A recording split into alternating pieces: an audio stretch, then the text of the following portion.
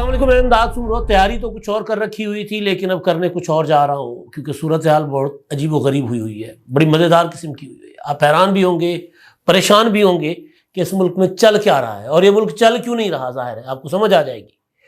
ہمارے 3 وزیر اعظم، ایک موجودہ وزیر اعظم نگران اور 2 سابق وزیر اعظم جو منتخب تھے، وہ تینوں 3 دنوں میں عدالتی پیشیاں بھگتیں گے۔ نگران وزیر اعظم عدالتی پیشی پر جاتے ہیں نہیں جاتے وہ تو ایک سوال ہے، بلکہ وہ تو انہوں نے کہہ دیا وہ نہیں جائیں گے، لیکن 2 وزیر اعظم وہ پیشیاں بھگتیں گے۔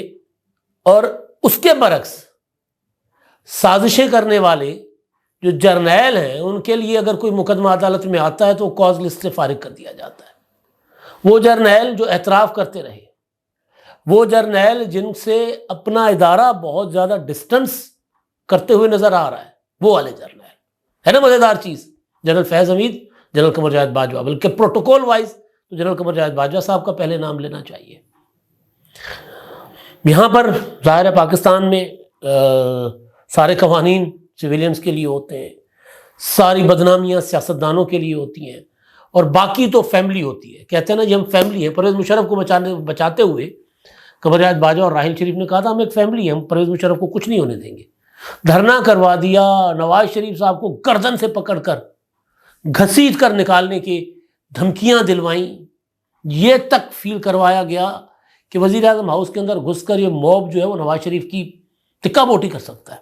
یہ تک اس وقت 2014 کے دھرنوں میں جو ماحول بنا تھا، جس طرح کی تقریریں کروائی جا رہی تھیں، تو وہ حساب کتاب سے بچ جاتے ہیں۔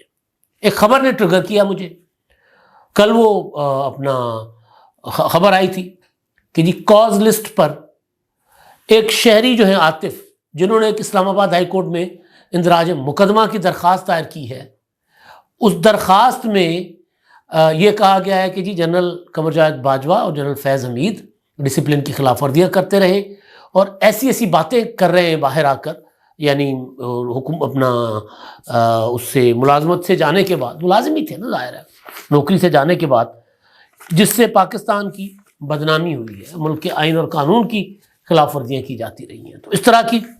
تو وہ مقدمہ جو ہے، درخواست، اس کی سماعت ہوئی، اور سماعت کے بعد جو پروسیجر ہوتا ہے 28 نومبر یعنی منگل کے لیے وہ معاملہ مقرر کر دیا گیا، فکس کر دیا گیا سماعت کے لیے۔ لیکن پھر اچانک جو کاز لسٹ تھی اس میں سے وہ نکال دیا گیا، اچانک کل شام کو۔ ظاہر ہے کیوں نکال دیا گیا ہوگا، کوئی تو ہے جو بچا رہا ہے، پیچھے کوئی ہے نا۔ اور پھر ظاہر ہے یہ معاملہ، یہ جب گتھیاں سلجھیں گی، وہ ہوتا ہے نا بنا ہوا سویٹر جو ہوتا ہے، اون کے دھاگے کے ساتھ بنا ہوا، جو گولے کے ساتھ بنا ہوتا ہے، اس کا ایک سرا پکڑ لیں، کھولے اور پورا کا پورا کھل جاتا ہے۔ تو یہاں پر بھی یہی کہانی ہے۔ قمر جاوید باجوہ اور فیض حمید اکیلے تو نہیں تھے۔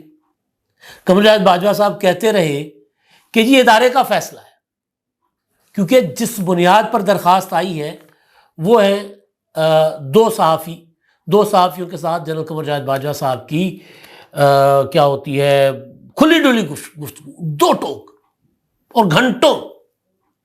کیونکہ باجوہ صاحب تو نکو نک آ گئے تھے نا، عمران خان صاحب ان کو کہتے تھے نیوٹرل، غدار، میر جعفر، میر صادق، اور پھر اور طرح ماموں اور طرح کے القابات سے نوازتے تھے۔ تو باجوہ صاحب نے سوچا کہ وہ تقریر تو کہیں کر نہیں سکتے، جلسہ کہیں کر نہیں سکتے، کروا ضرور سکتے ہیں یہ لوگ، پھر وہ 2011 کا جلسہ ہو یا پھر 2014 کا دھرنا ہو یا 2017 کا دھرنا ہو فیض آباد والا، یہ چیزیں کرواتے ہیں، آئی جے آئی بنواتے ہیں۔ آئی جے آئی پر بھی میں آتا ہوں۔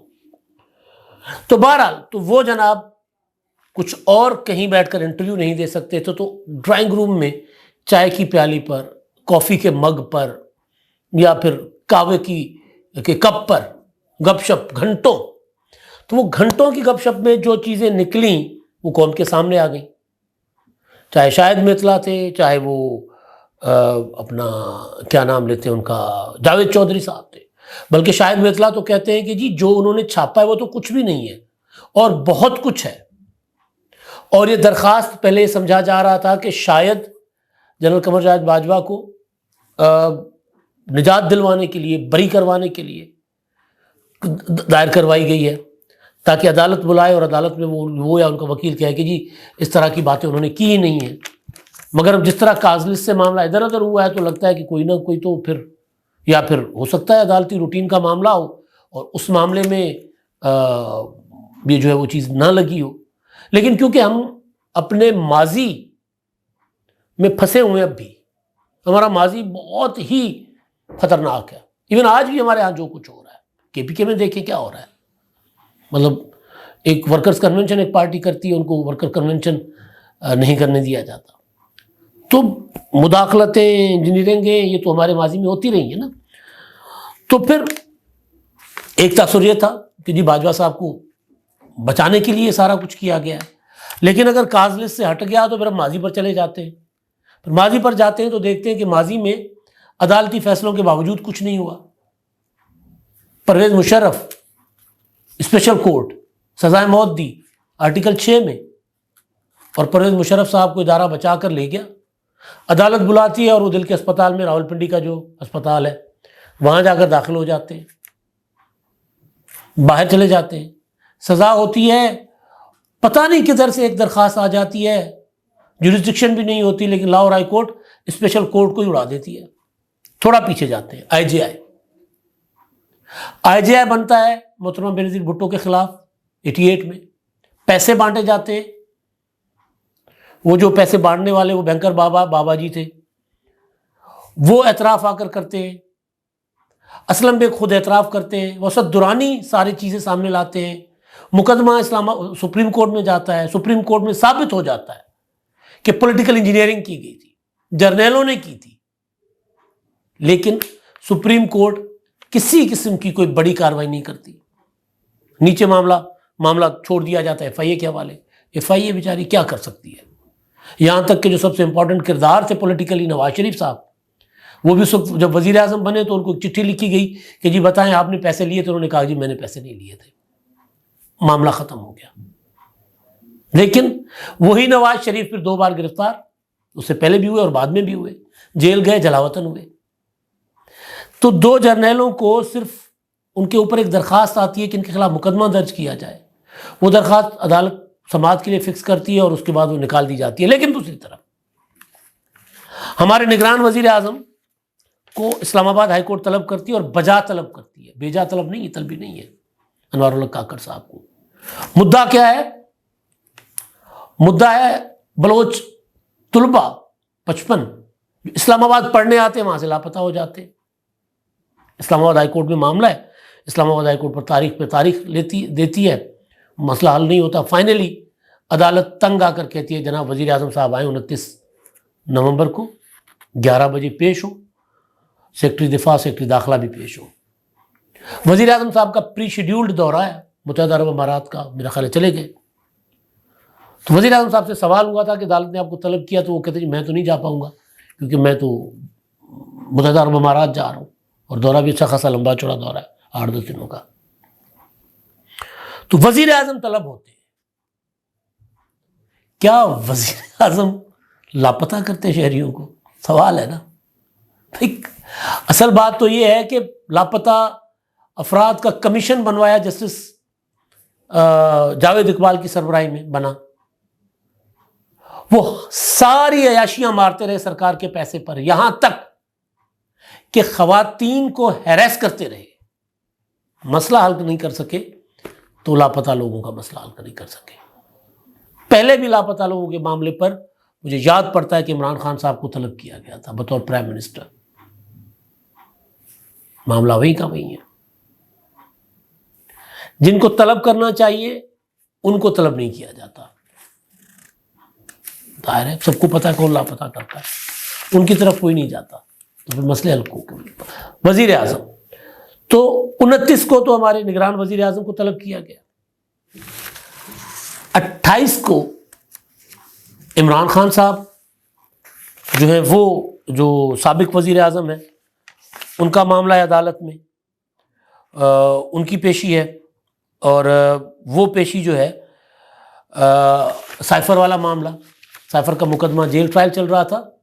تو جیل ٹرائل تو اسلام آباد ہائی کورٹ کے فیصلے کے تحت رک گیا، تو اوپن ٹرائل.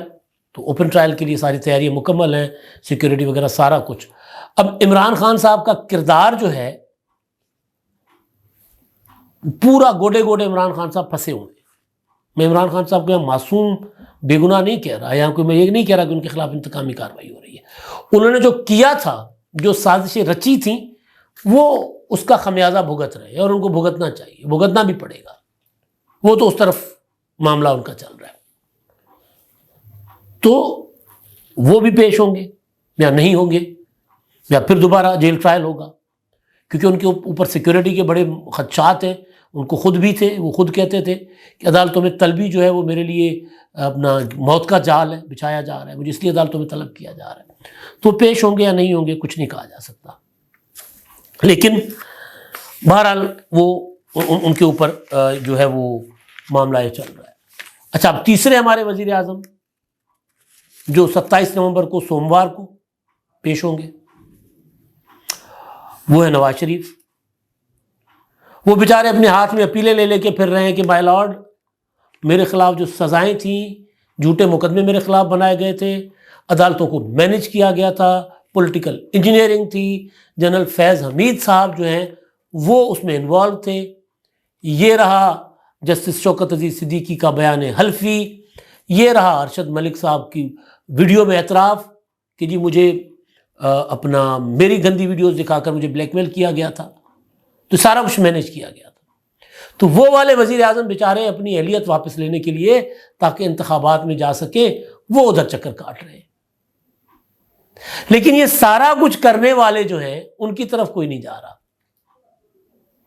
اشاروں میں نواز شریف صاحب نے کل تقریر میں دوبارہ ذرا ان کو اپنا کیا کہتے ہیں، لوگوں کو اس طرف توجہ دلانے کی کوشش کی۔ 5 کا ٹولہ، 5 جج صاحبان، کیونکہ 5 رکنی بینچ نے نواز شریف صاحب کو نااہل کیا تھا۔ 22 کروڑ کے وزیر اعظم کو 5 لوگ کیسے گھر بھیج سکتے ہیں؟ دنیا میں کہیں ہوتا ہے؟ پھر یہ کہ جی میرے خلاف دھرنے ہوئے، 2017 میں میرے خلاف سازشیں کی گئی، ظاہر سازشیں کرنے والے جو کردار وہ سب کو پتہ ہے۔ تو اب ہو یہ رہا ہے جو سازشوں کا شکار ہوئے وہ تو عدالتی کٹہرے میں ہاتھ جوڑ کر کھڑے ہوئے ہیں، جنہوں نے سازشیں کی ان سے کوئی پوچھ نہیں رہا۔ اور ظاہر ہے اس میں کمپرومائزز ہماری پولیٹیکل فورسز کی بھی ہے، وہ بھی کرتی ہیں کمپرومائز۔ لیکن مسئلہ یہ ہے کہ پولیٹیکل فورسز اگر کمپرومائز نہ کریں تو کیا کریں، یہ بھی سوال ہوتا ہے۔ اکثر جو ہماری آپس میں دوستوں میں بحث ہو رہی ہوتی ہے اس میں یہی ہوتا ہے کہ یار اسپیس لینی ہوتی ہے نا۔ بنیادی طور پر تو وہ جو اسپیس نہیں دیتی اسٹیبلشمنٹ، جو قبضہ کر کے بیٹھ جاتی ہے، تو اس کے ساتھ نیگوشیٹ کر کے، اس کے ساتھ کمپرومائز کر کے آہستہ پولیٹیکل فورسز جو ہیں، سیاسی قوتیں، وہ اسپیس لیتی ہیں۔ وہ بندوق تو نہیں اٹھا سکتی، نہ ان کو اٹھانا چاہیے، وہ لڑ تو نہیں سکتی، نہ ان کو لڑنا چاہیے۔ ان کے پاس سیاسی حکمت عملی ہے، سیاسی قوت ہے، اس سیاسی قوت کے ذریعے وہ کوشش کرتے ہیں، اس ووٹ کی طاقت کے ذریعے کوشش کرتے ہیں کہ کسی نہ کسی طرح اپنی جو اسپیس جو ان سے چھین لی گئی ہے، یا بعض اوقات جوانی کے دنوں میں ہوتا ہے نا، مطلب نواز شریف صاحب وزیر خزانہ بنے تھے جاولک کے زمانے میں، بھٹو صاحب وزیر خارجہ بنے، اس سے پہلے ایک دو اور وزارتیں تھیں ایوب خان کے زمانے میں، پھر عمران خان صاحب، جنرل پاشا، جنرل فیض حمید، جنرل ظہیر الاسلام، جنرل راحل شریف، جنرل قمر جاوید باجوہ، ان سب کی پیداوار۔ تو لیکن اس کے باوجود پھر سیاسی قوتوں کو ایک موقع پر آ کر احساس ہوتا ہے کہ نہیں، ہمارا رائٹ ہے گورن کرنے کا، حکومت کرنے کا، فیصلے کرنے کا، پالیسیاں بنانے کا۔ تو جب ان کو یہ احساس ہوتا ہے تو ان کے لیے پھر سازشیں ہوتی ہیں، عدالتی کٹہرے ہوتے ہیں، اور جو یہ سارا کچھ رچا رہے ہوتے ہیں ان کے خلاف کچھ نہیں ہوتا۔ اس میں ایک اور چیز بھی ہے، سیاسی قوتوں کو یہ بھی دیکھنا چاہیے کہ وہ جو میں اکثر گزارش کرتا ہوں نا کہ اس دائرے سے نکلنا ہوگا انتقام۔ عمران خان آئے تو نواز شریف سے انتقام لیا، نواز شریف آئے تو عمران خان سے لیں گے، یا پیپلز پارٹی سے لیں گے، یا پیپلز پارٹی نواز شریف سے انتقام لے گی۔ اس سے نکلنا ہوگا، دیکھنا ہوگا کہ بھائی دیکھو سسٹم میں باقی تو قوتیں اکٹھی ہیں، یوں جڑی ہوئی ہیں، لیکن جو سیاسی برادری ہے وہ آپس میں لڑ رہی ہے، ایک دوسرے کو بدنام کر رہی ہے، ایک دوسرے کا جو ہے وہ گریبان پکڑا ہوا ہے اس نے۔ تو یہ جو کچھ ہو رہا ہے ملک میں آج ہو رہا ہے، جو کچھ ماضی میں ہو رہا ہوتا ہے، جو عدالتوں میں ہو رہا ہے، جو کچھ ماضی میں ہوتا رہا، اس سب کو دیکھ کر بہرحال سیاسی قوتوں کو بھی اپنے رویوں پر غور کرنا ہوگا، سوچنا ہوگا۔ اور یہاں پر ایک بات کہنا میں ضروری سمجھ رہا ہوں کہ وہ جو بلاول بھٹو زرداری بات کر رہے ہیں اس کو سمجھیں کہ 70 سالہ پرانی سیاست نہیں چلے گی، انتقام کی سیاست، اس کو بدلنا ہوگا، نئے طرز عمل کی سیاست کرنی ہوگی جو نوجوانوں کو اٹریکٹ کرے۔ اب تک کے لیے اتنا ہی، اللہ حافظ۔